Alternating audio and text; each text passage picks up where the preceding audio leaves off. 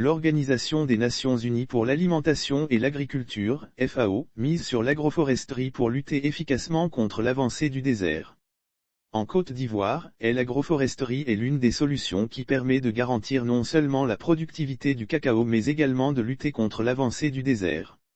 Sami Gaji, représentant de la FAO en Côte d'Ivoire, a fait cette révélation, ce jeudi 19 mai 2022, au cours d'une conférence de presse sur le site de la COP15, à Cocody.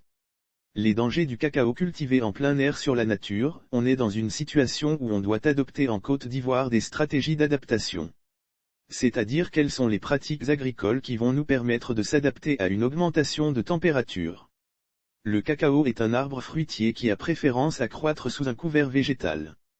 Avec une augmentation de la température, on ne peut plus continuer à produire le cacao en plein air. Or fait-il remarquer que le cacao ivoirien, cultivé en plein air, en culture intensive, constitue un réel danger pour la conservation du couvert forestier.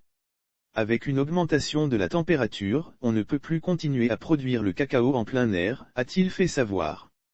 Ajoutant Tchou, après 10 ans, le cacao produit en plein air connaît une baisse de la production du fait de la dégradation des sols, de l'appauvrissement des terres et un stress hydrique provoqué sur le cacao. L'agroforesterie, l'une des solutions en sa qualité d'institution d'expertise technique, indique M. Sami Gaji. La FAO propose comme solution, l'agroforesterie, qui permet non seulement de garantir la productivité du cacao sur une longue période mais également de préserver le couvert forestier et donc de lutter efficacement contre l'avancement du désert. L'agroforesterie donne d'énormes avantages, souligne-t-il. Lire aussi promotion de l'agroforesterie, signature d'un protocole d'accord entre la FAO et le gouvernement ivoirien. Il a en premier lieu, cité l'ombrage qui permet de réduire la température et d'augmenter l'humidité et en second lieu, accroître la fertilisation des sols. La forêt apporte un enrichissement des sols qui bénéficie au cacao, a-t-il révélé. Les projets en Côte d'Ivoire. Il y a 3 ans nous n'étions pas présents sur le cacao, aujourd'hui notre apport a dépassé 20 millions de dollars.